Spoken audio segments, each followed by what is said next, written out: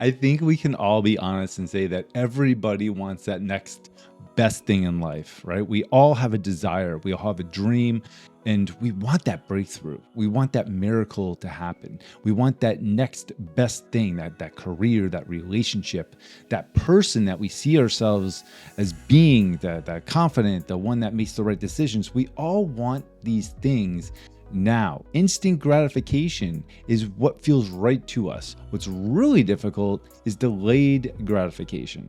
It's very difficult for us to be patient and allow things to evolve the way they should in order to get what we want. But why does it have to happen that way? Why can't we just work toward the things that we want, strive, do the research, educate ourselves, and then get the things that we ultimately desire because we controlled it. We put ourselves on that path. Well, have you ever noticed that even when you have a plan, even when you have this dream, sometimes it doesn't go the way you want. And even the dream that you have goes a different path and something even better comes out of it. Or if you had this idea of what you were trying to achieve as far as a career, did you ever notice that sometimes it just doesn't work out and something different kind of comes into play? Or you do go on the career path, but it's not the path that you were trying to pave to get there. It's a completely different thing. It's a completely different avenue that you ended up taking. And it actually might have been a little bit more difficult. You might have had to overcome some different challenges. It may have taken a little bit longer, but ultimately when you look back, you realize that it was the right path to take. That if you took your path, you wouldn't have been prepared as you are for the path that was chosen for you, the path that guided you because you allowed it to happen. Look, we all fight the impatience, right? We want the things we want and we want them now. But we also don't like when things are out of our control.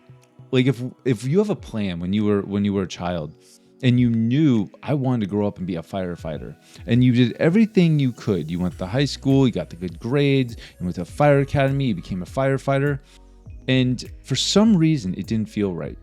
For some reason it didn't resonate with you that once you became that thing, it didn't work out the way you wanted to. And it's very confusing when these things happen. Why is that?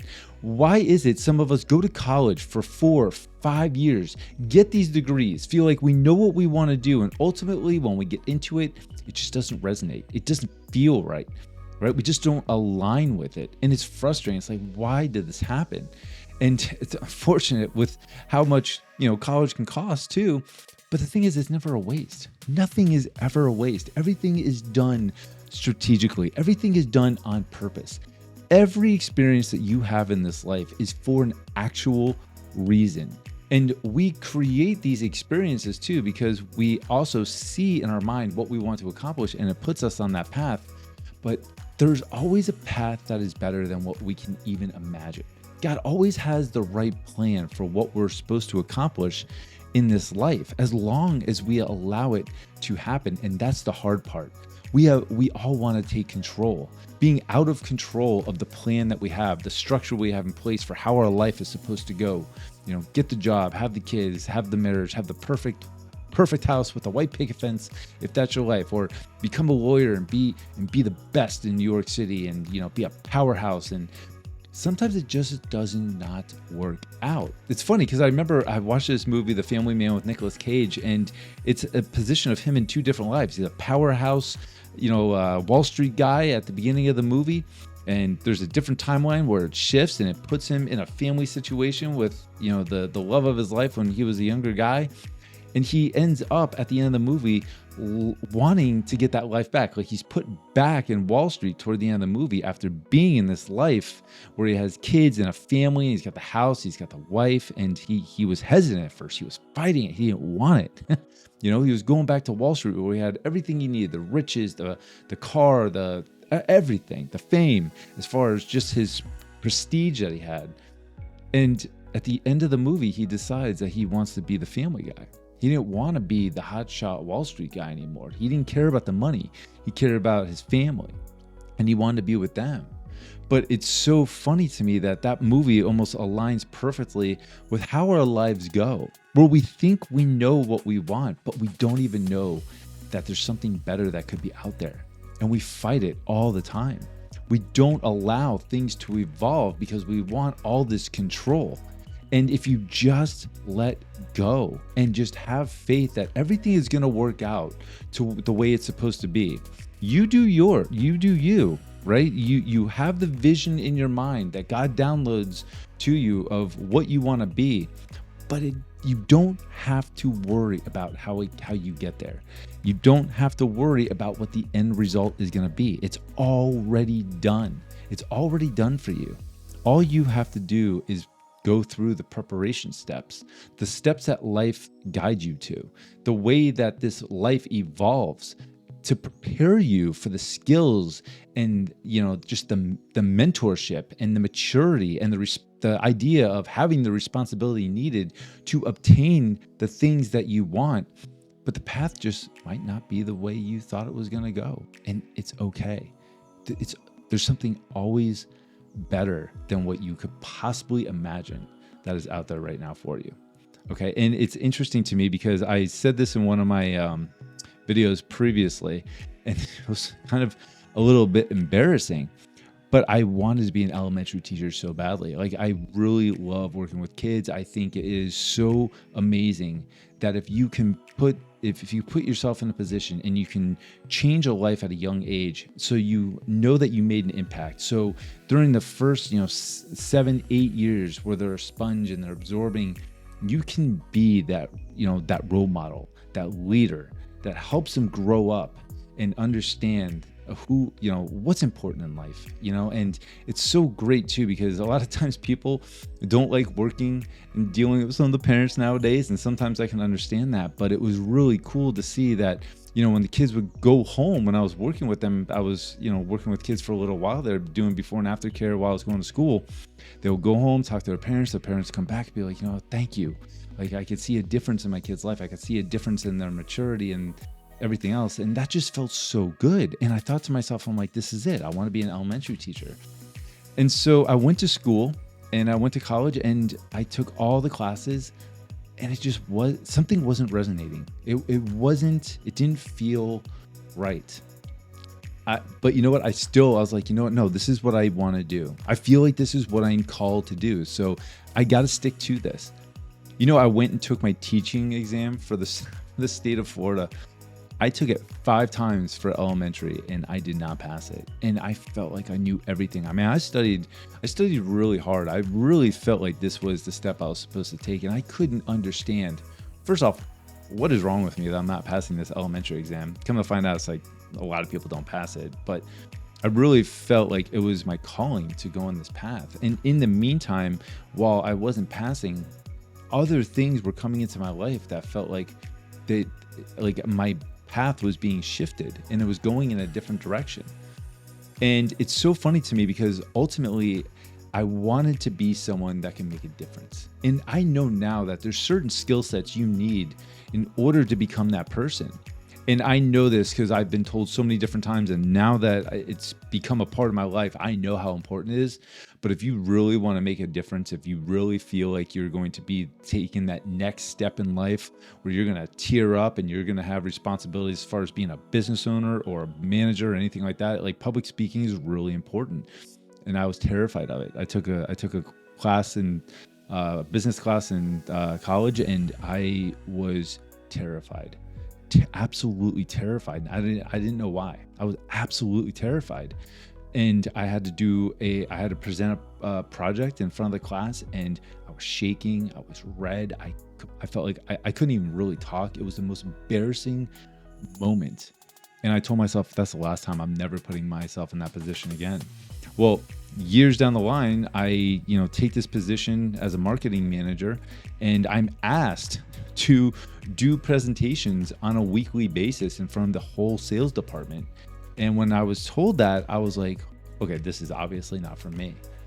But I realized in that moment, like, sometimes you are going to be challenged to be something else. You're going to be challenged to get outside your comfort zone. And you know when that challenge comes up that it's because it's preparing you for a next level in life. It's preparing you for that next step. And I told myself, I'm like, you got to get past this. Like, you absolutely have to get past this. So I watched all the videos, I read all the books, but come to find out, it was just me telling myself, like, this is who you are. This is who you're going to be. You are going to be a great public speaker.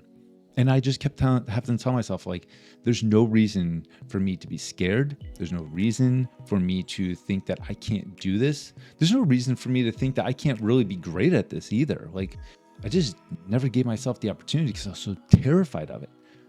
But come to find out, after the first couple times I had to do it, and it was very nerve-wracking, and I literally rehearsed for a full week just to do like a 10-minute presentation that was like easy as pie for anybody else, that the more I did it, the more I felt comfortable with it. To today, 2 years later, after I got that position, I don't mind it at all. As a matter of fact, I never get nervous. I always feel like I'm going to do great. I tell myself, I'm going to make an impact every time I get up there, and I'm going to do the best to my ability, and I am going to be the best, because that's really important. Why can't you be the best at something, right? So now it's amazing to me. That was the proof I needed to say, you know what? There might be something that you are hesitant to do, that you say, I'm not this. I'm not good with managing my time, and I'm not good with structuring things, and I'm that person that's always just running late. Like, you are that person because you allow yourself to be that person. You never challenge yourself to get outside the comfort zone. You never challenge yourself to be different. You've created the identity that you are that person. You believe it. That's your belief system, and it's never going to change until you change it. But I promise you, when you do something, when you challenge yourself to try and strive to do something better, something that is outside the comfort zone, something that is forming you from a different identity of a person than you are currently right now, that is ultimately going to make you a better version of yourself. When you do that, I promise you, you're going to see things happen in your life that ultimately will guide you to a next level, that will ultimately guide you to that next step in life. Because I also had to learn this too, and it makes total sense to me. Like, let's say you want a brand new Maserati, right? You want this Maserati, and it's something that you've been dreaming about. You can see yourself in it, right? You got the whole law of attraction thing, and you're driving it, and you want it, and you're going to all the different car dealerships, and you're pretending like, oh, this one's mine already, but it's still not happening. How can you be entrusted with something like a Maserati when you can't even take care of your Honda Civic, when you don't even take the time to clean it, when you don't even take the time to do the maintenance of it, when you don't even get the oil changes on time, when you don't put the right gas in the car, when you don't take the time to appreciate what you currently have and be thankful that you have a car, but also to take care of it. And even like you're struggling to get your insurance payments done on time, how are you going to be entrusted with a Maserati? How can you fathom the fact that a Maserati fits within the identity of who you currently are if you can't take care of what you currently have? You need to change your identity. You need to change your habits. Start taking care of the things that you currently have. Start being grateful for the things that you currently have. Gratitude goes a very long way. Gratitude is the ultimate state of receiving. Joe Dispenza talks about that all the time, and it makes perfect sense to me. It is the ultimate state, because how can I expect anything to come into my life that is better than what I have if I don't even appreciate what I currently have right now? Luke 16:10 basically says that whoever can be entrusted with very little can also be entrusted with very much. And it makes so much sense, because just like we need to take the next step in our identity, creating an identity where we are the next level version of ourselves. For me, I had to get over being scared of public speaking. I had to become more responsible with my daily habits, how I started my day. That was another thing I had an issue with. I would start my day off with negativity. I would watch the news. I would listen to the sports all day long after my favorite sports team lost the day before. And it would just put me in this state that is just negative. And I was constantly just thinking about all the things that I don't want in my life instead of focusing on the things I do want in my life and focusing on the things I already have in my life and being thankful for them. It is so important that you take the time to recognize that the speed bumps that you have in life are there for a reason. The paths that you take that are off your current path is for a reason. Your path may be a shortcut. Shortcuts never get you to the destination prepared for what is there. You need to go through adversities. You need to be battle tested for that next thing in life. You'll be more grateful and thankful that you went through hard times because it made you stronger. It made you more resilient. It gave you tenacity to be able to handle the next tier of the thing that you want in life, that miracle, that breakthrough, that dream. It is important that we become the person that we need to be for that next step. And all the evidence is there. So as much as the preparation, as much as the adversities, as much as the challenges are something that feel like a lot to go through and we try to avoid them at all costs, be thankful for them because they're there for a reason. The path is there that you need to take for a reason. Your vision of what you want in life, if it doesn't go the way you want, that's because there's another door that you're supposed to open that's even better. That you can't even imagine because you aren't open to the possibilities that something better could be there because you're so tractor beamed on controlling your path and controlling your outcome. And it's important that you just let go. It's important that you just have faith. And I've learned this in my own life, which is why I love doing these videos. And I've grown to realize that doing these videos, I went through stages in order to what I feel like is become a better speaker, like get my voice out there, not be shy, not be worried about what people think as far as what I'm sharing in these videos, and also I did a lot of football podcasting before this, and I didn't realize that I was doing all that as a hobby, and it was preparing me for something even greater, for something with a greater purpose, something that was going to be so impactful I didn't realize it.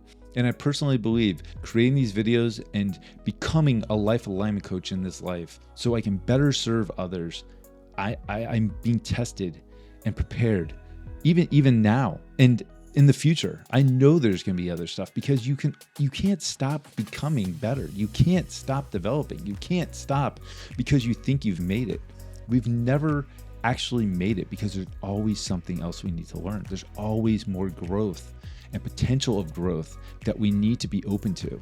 So I hope this video helps you guys. This is a huge thing that I know that impacted my life, made a huge change in my life, and I am so grateful and happy that I could share it with you.